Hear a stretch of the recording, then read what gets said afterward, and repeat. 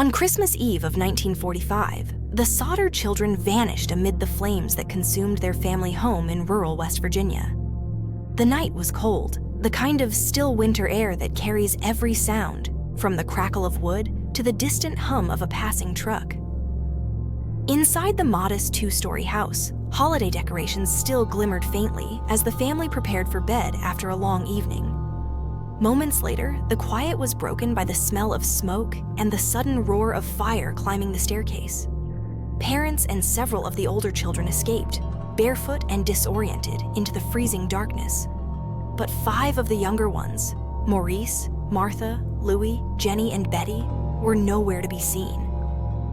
Flames devoured the structure in less than an hour, leaving behind a smoldering shell and a family desperate for answers.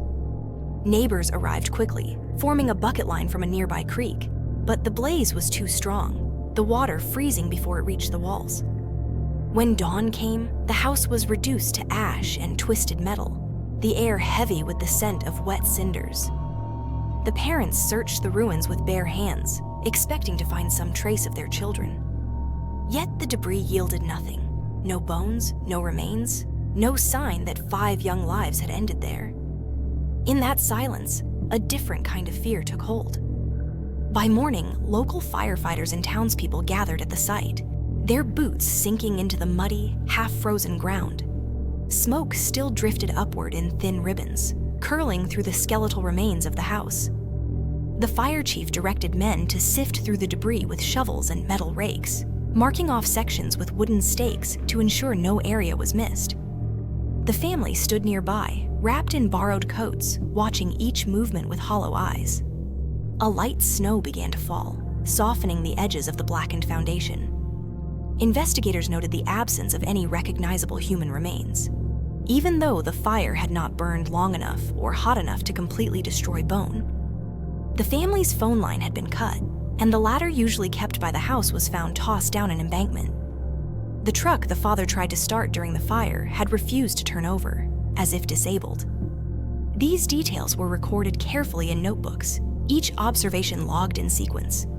The official cause was listed as accidental, likely faulty wiring, but even the fire chief admitted the evidence felt incomplete. Reporters arrived by midday, snapping photographs of the ruins and the family's stunned faces. The smell of smoke lingered for days, mingling with the faint scent of pine from the surrounding hills. In the weeks that followed, the investigation expanded beyond the property line. Deputies canvassed nearby roads, checking barns, sheds, and abandoned structures for any sign of the missing children. Search parties moved through the wooded slopes with lanterns and flashlights, their beams cutting through mist and snow. Dogs were brought in, though the scent trail vanished near the edge of the property. The family distributed photographs to neighboring towns, stapling them to telephone poles and bulletin boards. Letters poured in from across the region, some offering sympathy, others claiming to have seen children matching the descriptions. The local sheriff's office collected each tip, sorting them into folders labeled by date and location. Forensic methods of the time were limited. Soil samples and ash were examined for traces of bone or teeth, but none were found. The family questioned every detail: the phone line, the ladder, the strange man who had visited days earlier, asking about their fuse box. Community members held vigils at the church, candles flickering in the cold wind. Children were kept closer to home, and doors were locked earlier than usual. The case drew quiet attention from state authorities, though no formal criminal investigation was launched.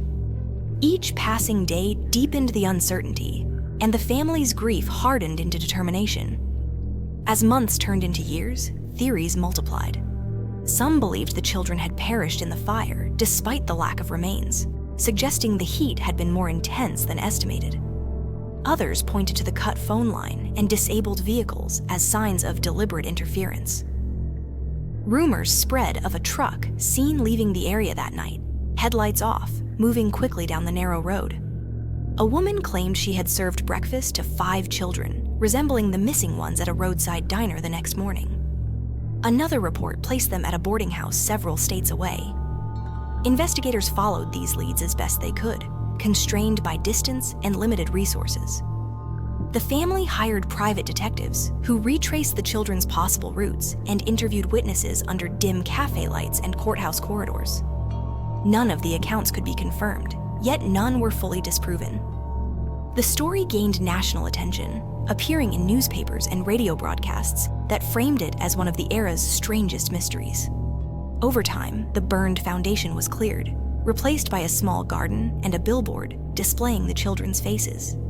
Each new clue revived hope, only to fade again into uncertainty. The case remained open in spirit, if not on paper. Decades later, the disappearance still lingers in collective memory, a story passed down through generations of residents who grew up hearing it whispered at kitchen tables. The surviving family members never stopped searching, writing letters, following rumors, and preserving the few artifacts that survived the fire. The site of the old home became a quiet memorial, marked by flowers in summer and wreaths in winter. Visitors sometimes pause there, listening to the wind move through the trees, imagining the night when everything changed. Historians and amateur researchers continue to study the records, comparing photographs, analyzing fire temperatures, and debating whether the evidence points to tragedy or abduction. No definitive answer has ever emerged. The absence of proof remains its own haunting presence, a void that neither time nor reason can fill. What endures is the image of a family standing in the snow, watching the last embers fade, refusing to accept that the story was over. The mystery of that night continues to echo quietly through the hills, a reminder of how loss can outlast even the fire that began it.